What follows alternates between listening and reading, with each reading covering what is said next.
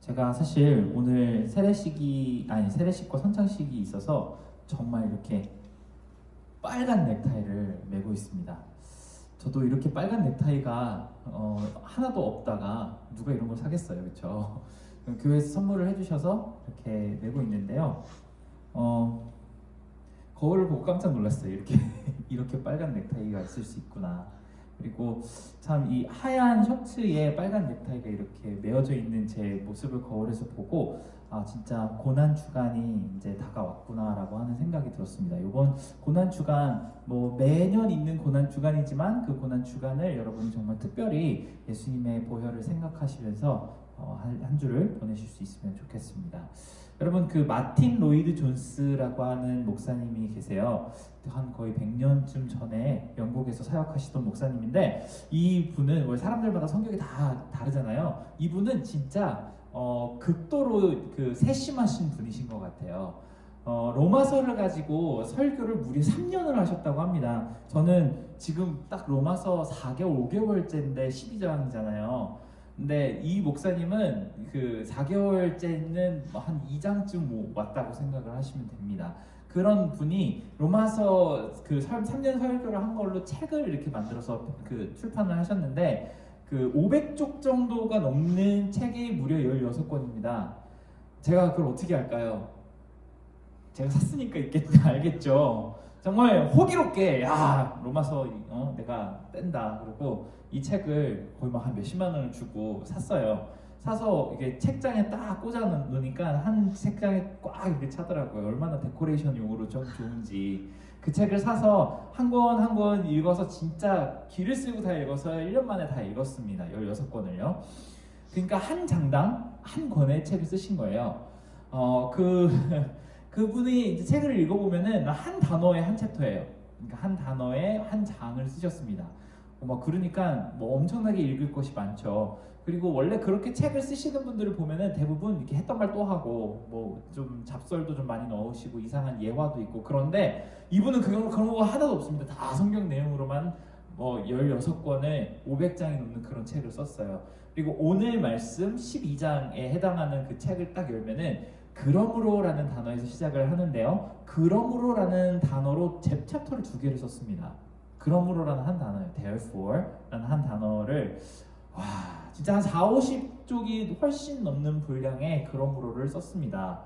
그래서 그러므로라는 이 단어가 이분한테는 너무나도 중요한 단어였던 것 같아요. 그렇겠죠. 정말 이분은 그러므로에 하고 싶은 말이 꽉꽉 채워져 있다고 생각을 하셨습니다. 근데 오늘 내용을 살펴보면은 그렇습니다. 우리는 크리스천으로서 거룩한 산 제사가 되어서 살아야 합니다. 우리는 예수님을 믿는 사람으로서 정말 하나님이 급으신 뜻이 무엇인지를 열심히 고민하면서 그렇게 살아야 합니다 라고 이야기를 하며 그 앞에 그러므로라는 단어를 붙였어요. 우리가 앞에 나온 내용이 있었기 때문에 이제부터 이렇게 살아야 합니다라는 메시지를 전달을 하고 있는 것이죠. 그래서 잠깐이에요. 저는 그렇게 막 한 챕터까지 생각할 생각은 없고요. 잠깐 그러므로라는 이 앞의 내용을 정리하는 시간을 가져보도록 하겠습니다. 처음 로마서를 읽기 시작을 할 때는 굉장히 어둡고 암울한 이야기들을 했습니다. 어떤 내용들이었냐면요. 우리는 다 망했다는 얘기예요. 우리는 다 죽었다. 우리는 다 죄인이다. 우리는 다 엄청나게 큰 문제가 있고 그 문제가 있음을 알매도 불구하고 해결할 수 있는 방법이 없다라는 것에서 시작을 했습니다. 우리는 너무나도 큰 죄를 지은 사람이라고, 그리고 희망도 소망도 답도 없는 이 문제가 너무나도 많은 그런 존재들이라는 그 메시지에서 시작을 했어요. 저는 이거를 최근에 지난 한 주 동안에 느낀 그 경험이 있는 것 같아요. 우리 모두가 문제인 줄은 아는데 문제를 해결을 하지 못하는 겁니다. 어떤 일이냐면은 내셔널 테네시에서 총기 사건이 일어났어요. 그 초등학교를 졸업한 어떤 좀 이렇게 정신이 좀 나가신 그 여자분이 총을 하나를 들고 들어가서 빵빵빵빵빵 하면서 학생들도 죽이고 선생님도 죽였습니다. 3명의 초등학생이 죽고 3명의 어덜트들이 죽었다고 합니다. 그래서 미국이 발칵 뒤집어졌어요.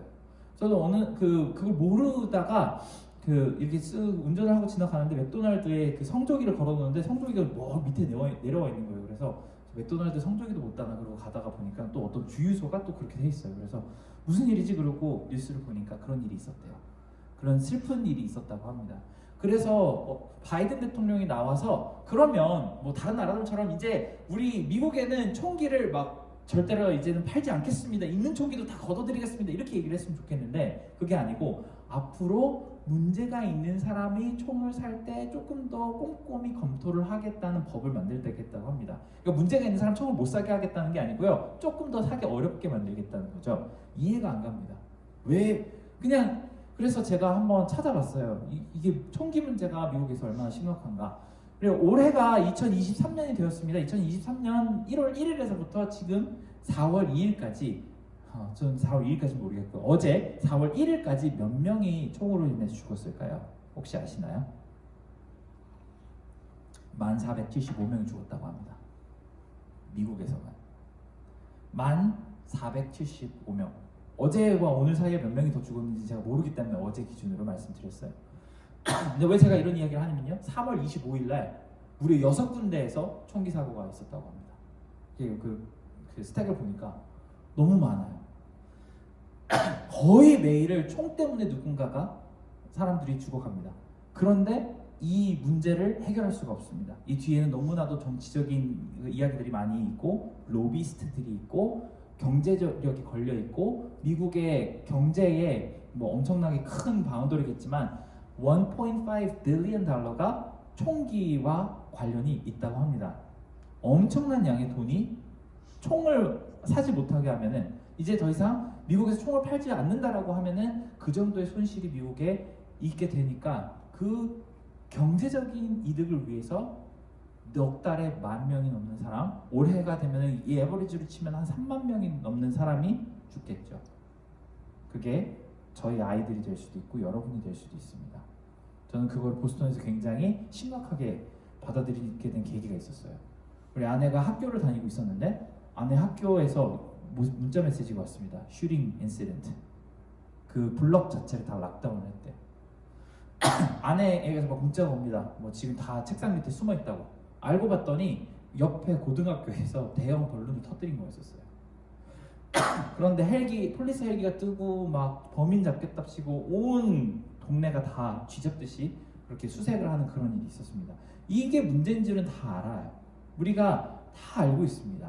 미국에 이런 큰 문제가 있다는 것을 알고 있고 문제를 근본적으로 해결하려면 아예 그냥 그걸 뿌리 뽑아야 된다는 사실을 알고 있죠. 알고 있는데도 못해요. 작년에만 거의 6만 명이 죽었다고 합니다. 그런데도 왜 우리는 문제를 해결하지 못할까요? 거미줄처럼 얽힌 이득 때문에 그렇습니다. 우리 죄도 마찬가지라는 생각이 들었어요. 우리가 죄가 있다. 우리에게 문제가 있다. 우리는 하나님을 만나기 너무 어렵다. 우리 마음속에 여러 가지 욕심과 이기적인 마음 때문에 하나님을 만나는 것이 너무너무나도 힘들다라는 사실을 우리 모두가 다 인식하고 있지만 끊지 못합니다. 끊지 못해요. 이것 때문에 우리가 죽을지라도 끊지 못합니다. 왜냐하면 우리가 문제는 알고 있지만 그것을 해결할 수 있는 방법이 우리에게 없기 때문에 그래요.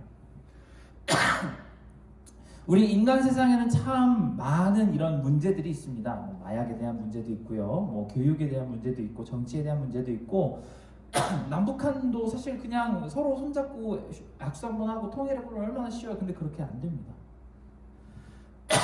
그런 비슷한 일들이 우리의 삶 가운데도 늘 있습니다. 우리 스스로가 하나님 앞에 늘 떳떳하게 나가지 못하는 일이 뭔지 우리는 알고 있죠. 우리가 게을러서 그렇습니다. 우리가 어떤 부분에 욕심이 있어서 그렇고 내 마음속에 울컥울컥 솟아오르는 화가 있어서 그렇고 여러 가지 이유 때문에 내가 하나님 앞으로 오기가 힘들죠. 그럼에도 불구하고 하나님께서는 그 모든 문제를 해결할 수 있는 우리 인간으로서는 절대로 낼 수 없는 그런 방법이 있다, 계획이 있다고 얘기를 하시는 것이 로마서 4장부터의 말씀입니다. 어떻게 하면 될까요? 제가 비유를 미국의 총기 사건으로 들었는데요. 미국은 총기 말고도 많은 문제가 있죠. 그러면은 우리 인간으로서는 이 문제를 이렇게 해결할 수 있는 시스템을 해야 되겠다 이렇게 생각을 할 텐데, 하나님께서는 그게 아니고 우리 모두를 아무런 이제 문제가 없는 새로운 나라에 이주를 시키겠다고 하십니다. 원래 이렇게 문제가 많은 나라에서 살다가 그런 문제를 해결하는 것이 아니고 아예 문제가 하나도 없는 새로운 나라로 우리 모두를 이전시키겠다고 하시는 것이죠. 우리는 아담이라고 하는 사람의 밑에서 계속 있었습니다. 문제가 있으면 해결할 능력은 없었죠. 근데 이 팀을 바꾸는 거예요. 예수 그리스도라는 팀으로 바꿉니다. 예수님의 팀 안으로 들어가면 우리는 문제가 애시당초에 없었던 것처럼 시작을 할 수 있게 되었다고 이야기하시는 것입니다. 그리고 이렇게 문을 열어 놓았지만 우리가 사실 우리는 여전히 죄인인데 그 나라에 가도 똑같은 문제를 또 똑같이 일으키고 살겠죠.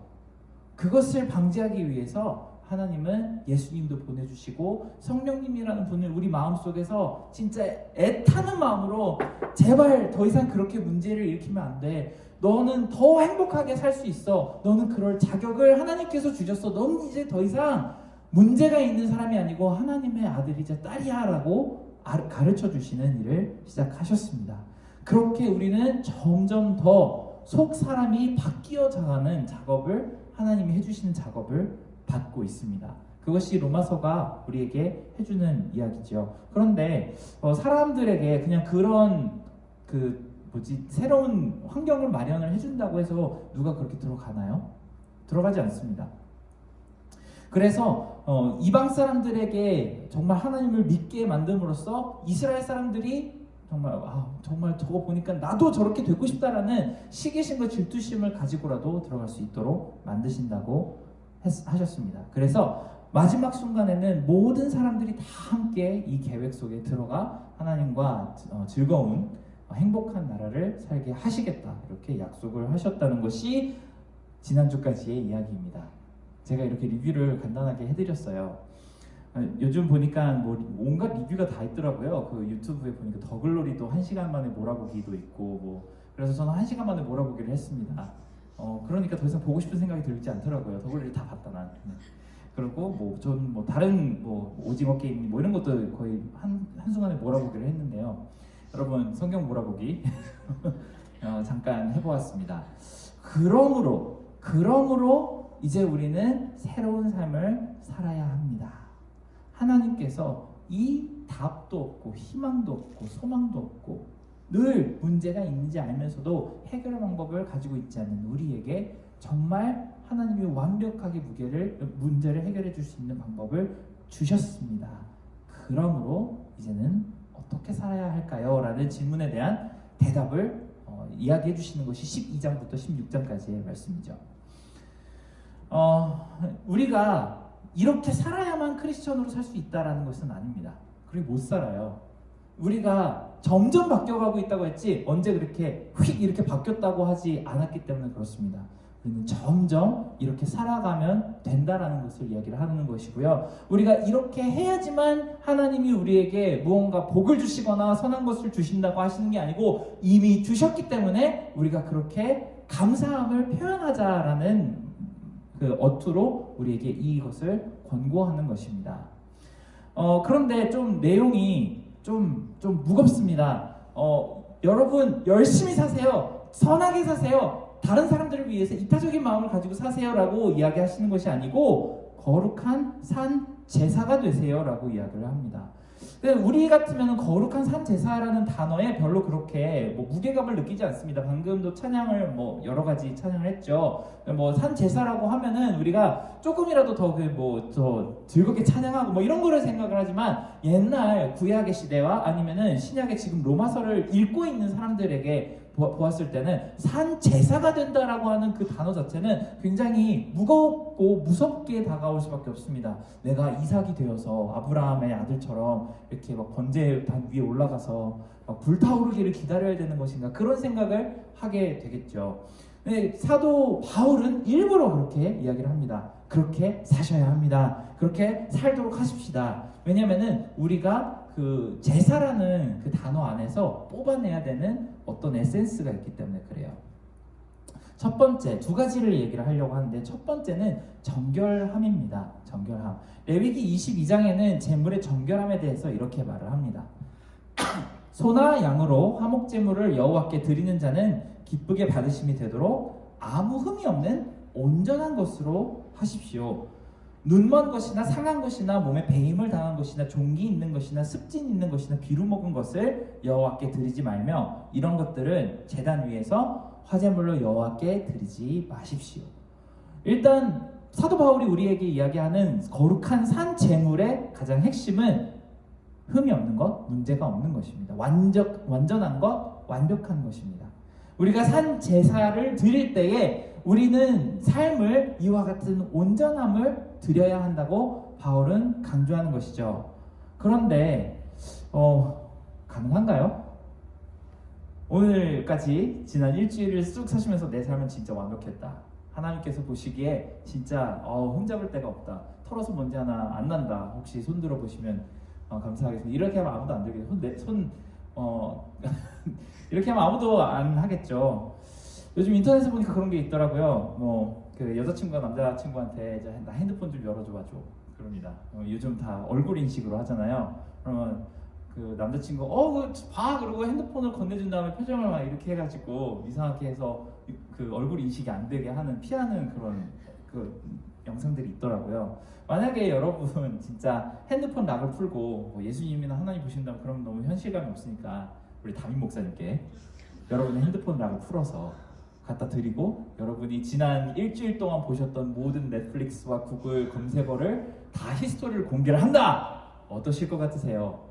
다 이게 제 폰 가져가셔도 좋습니다. 담임 목사님 검사하세요. 그렇게 생각하실 분이 많으신지, 아니면 잠깐만 요즘 히스토리도 좀 지우고 넷플릭스 좀 지우고 이렇게 해가지고 드릴 수 있을까요? 저도 가끔가다 제 아내가 제 폰 좀 달라고 하는데 너 잠깐만 뭐 보고 있었지? 이렇게 할 때가 있습니다. 참 그러면 안 되겠을 텐데요, 그렇죠? 만약에 그게 우리 폰이 아니고 우리의 생각과 우리의 마음과 우리가 하루하루 했던 말과 행동들을 모두 비디오 테이프에 담아가지고 동영상으로 누군가에게 틀어준다 하면 어떨까요? 우리는 절대 거룩한 삶의 제사를 하나님께 올려드릴 수가 없습니다. 우리는 거룩한 쓰레기니까요. 우리에게도 그런 모습이 참 많은데 이것을 정말 거룩한 제물로 올려드릴 수가 없습니다. 하지만 이런 경우를 생각해봤으면 좋겠습니다. 구약에 살고 있는 아무개 씨가 양이 한 10마리가 있습니다. 근데 그 중에 한 마리를 하나님께 드리려고 보니까 다 문제가 좀 있는 거예요. 흉년이 들었습니다. 그리고 이 아이들을 데리고, 이 양들을 데리고 풀을 찾으러 돌아다니다 보니까 막 가시 떨기도 있고 그래가지고 찔려서 애들이 좀 상처나고 붓고 막 덧나고 그런 부분이 다 있어요. 10마리가 다 그래요. 그럼 어떻게 해요? 그러면은 하나님께 제사를 드릴 수 있는 온전한 제물이 없으니까 제사를 드리지 말아야 하는 것일까요? 구약에는 이렇게 설명을 합니다. 그 중에서 그나마 최고로 괜찮은 아이를 드리라고 합니다. 만약에 내가 형편이 너무 안 돼서 양이 없으면 비둘기를 드리고, 비둘기도 못 드리면은 곡식이라도 빻아서 드리라고 합니다. 이렇게 우리가 온전하지 못하다는 것을 하나님이 아시고, 아이디얼리 이상적인 것은 그렇게 하지만 꼭 그렇게 하지 못할 때 현실적으로 다가갈 수 있는 방법도 열어주시는 것이 하나님이시죠. 우리에게도 그런 마음과 모습이 많습니다. 이번 주 완전 기분도 별로입니다. 누구랑 대판 싸웠어요. 엄마나 동생이나 남편이나 아내나 그런 사람들이랑 대판 싸우고 우울하고, 내가 지금 내 삶의 이유를 잘 못 찾겠고, 교회를 나온들 내가 이런 모습으로 갔을 때 하나님께서 나를 보시고 기뻐하시지 않으실 거라는 생각을 하게 될 때가 있습니다. 저도 그럴 때가 참 많아요. 아침에 교회에 나오는 주일날 아침에 우리 애들이랑 대판 싸울 때가 많습니다. 이 녀석이 빨리 지금 늦었는데 아빠는 빨리 가야 되는데 신발도 안 신고 만화책을 보고 있습니다. 막 이놈을 막 때릴 수도 없고 막 소리 지르면서 빨리 안 나와! 그러면은 아빠가 소리 질렀다고 안 간다고 막 들어 눕습니다. 그렇게 막 애랑 막 싸우다가 제가 아침에 딱 나와서 제가 처음에 한 일이 뭔지 아세요? 기도 모임 참석이에요. 하필이면 그날 제가 기도 모임을 인도하는 순서입니다. 애랑 대판 싸우다가 나와가지고 딱 앉아서 주여 이런 게 얼마나 제 속으로 생각할 때 가식적으로 느껴질 때가 많은지 모르겠어요. 그런데 우리 마음에 문제가 있고 온전하지 못하더라도 하나님은 그나마 우리가 갖춰서 드릴 수 있는 최선의 모습으로 드리시기를 원한다라고 제사에 대해서 이야기하십니다. 이상적인 모델과 현실적인 모델 모두를 우리에게 제사에 대해서 이야기하십니다. 누가 언제 완벽한 모습으로 여러분이 교회에 나오라고 이야기하지 않았습니다. 내가 그래서 하나님께 예배를 안 드리는 게 낫겠다라고 생각하는 것은 사실 하나님이 원하시는 것이 아니라는 뜻입니다. 그럼에도 불구하고 내 문제를 해결해 주실 수 있는 하나님께 내가 죄송한 마음이지만 이 마음이라도 받아주세요라고 나오는 것이 우리가 드릴 수 있는 오히려 더 온전한 제사라고 이야기하십니다. 여러분, 하나님께서 온전한 제사를 드리라고 이야기했다고 해서 여러분이 지금 온전하지 않은 마음을 하나님께 드리지 않는 조건이 되지 않으셨으면 좋겠어요. 교회를 나오실 때 매일 아침에 찬양을 드시고 들으실 때 하나님의 말씀을 듣고 기도를 하실 때 내가 완전하진 않지만 내가 최선을 다해서 가꾼 이 마음을 하나님께 드리고자 합니다라는 마음으로 드리셨으면 좋겠습니다. 그리고 그 최선을 다하는 방법에 대해서 디모데 후서에서는 이렇게 권합니다. 누구든지 악한 것에서 자기를 깨끗하게 하면 귀하게 쓰는 그릇이 되어 거룩하고 주인의 쓰심에 합당하며 모든 선한 일에 준비함이 되리라. 또한 너희는 청년의 정욕을 피하고 주를 깨끗한 마음으로 부르는 자들과 함께 의와 믿음과 사랑과 화평을 따르라. 청년의 정욕을 피하고 주를 깨끗한 마음으로 부르는 자들과 함께 의와 믿음과 사랑과 화평을 따르라. 이 말씀을 기억하라고 합니다. 운동으로 비유하자면 우리 모두가 여러분이 올림픽 나가서 금메달 따오라는 이야기가 아니에요.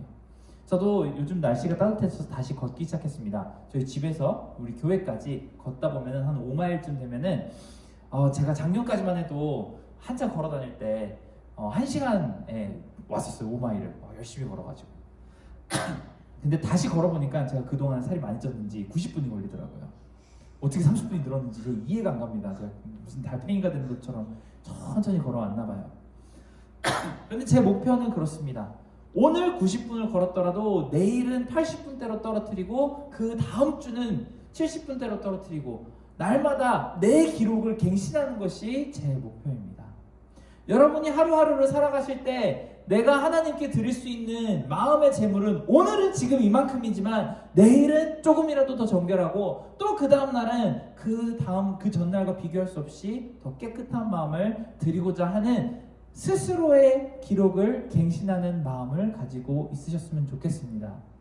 내가 오늘은 하나님께 내 시간을 고작 2, 3분밖에 드리지 못했지만 그래도 그 다음 날은 4, 5분 또 그 다음 날에는 5, 6분 내가 지금 이 순간에 누군가와 정말 다툼이 있어서 마음속이 너무 어렵지만 그래서 그 사람과 화해하지 못했지만 그래도 그 다음번에는 마음을 느긋하게 먹고 화해할 수 있는 마음을 달라고 기도하셨으면 좋겠습니다. 그렇게 매일 조금씩 더 나아져가는 모습을 하나님께 제물로 드리셨으면 좋겠습니다.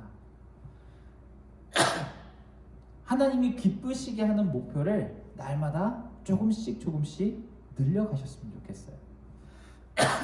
제가 막 이렇게 지난번 예전에 다른 청년부에서도 막 설교를 하니까 그러고 나서 이제 모임을 할 때 여러분 오늘 설교를 듣고 어떤 것을 결심하셨습니까?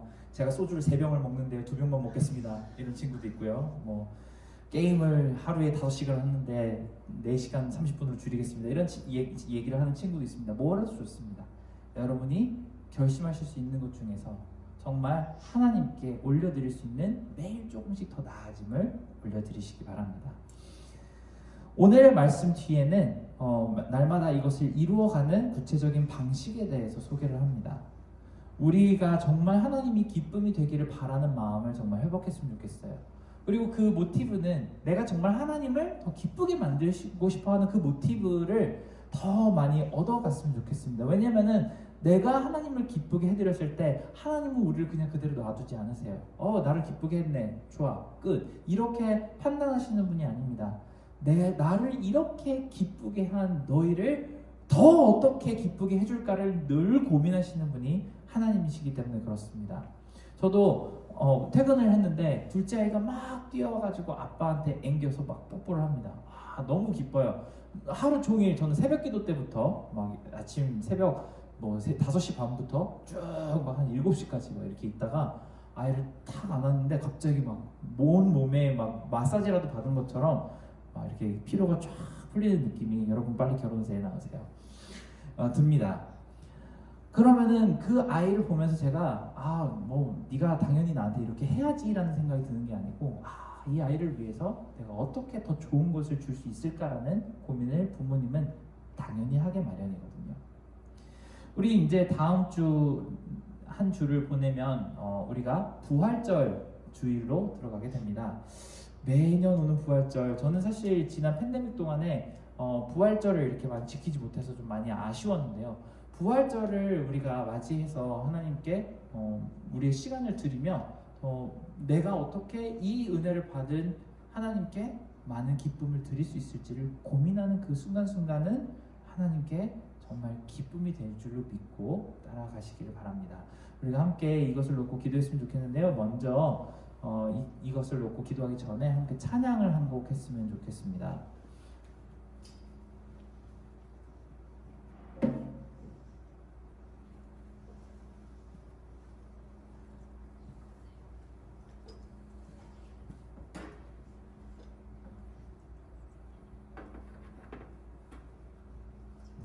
나의 마음 받으소서 함께 찬양했으면 좋겠습니다.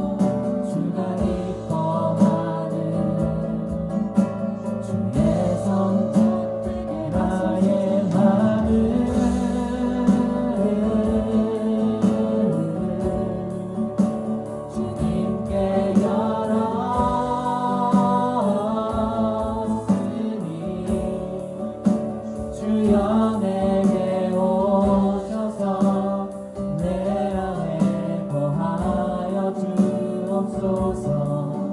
주가 기뻐하는 주의 성전 되게 하소서. 나에만 받으소서.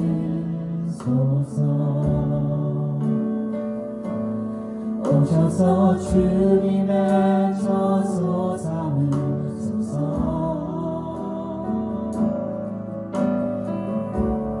나의 전부이신 주여 내 마음을 받아주소서. 주여 내 마음을 받아주소서.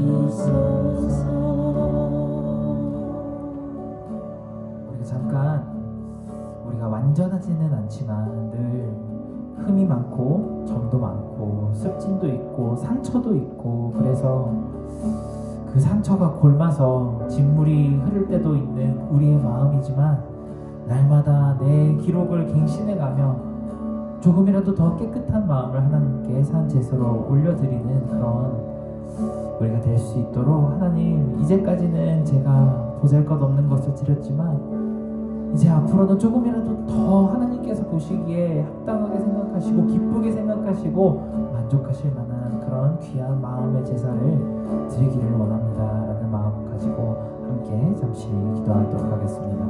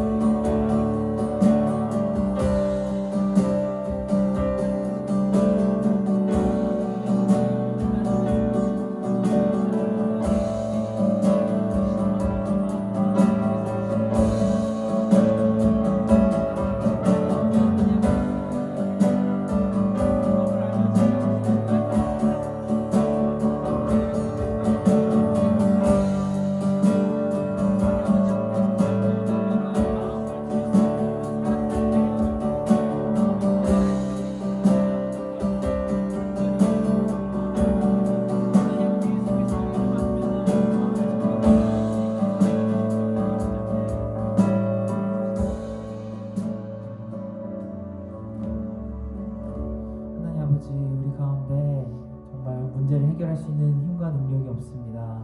하지만 하나님께서 주시는 이 힘과 능력과 또 하나님이 알려주시는 그 지혜로 날마다 하루하루를 살아갈 때에, 지금은 상처투성이에 피 흘리고 또 점도 많고 흠도 많은 우리의 마음을 점점 더 하나님께서 합당하게 여기시고 기뻐하실 만한 마음으로 올려드릴 수 있도록 변화시켜 주시옵소서.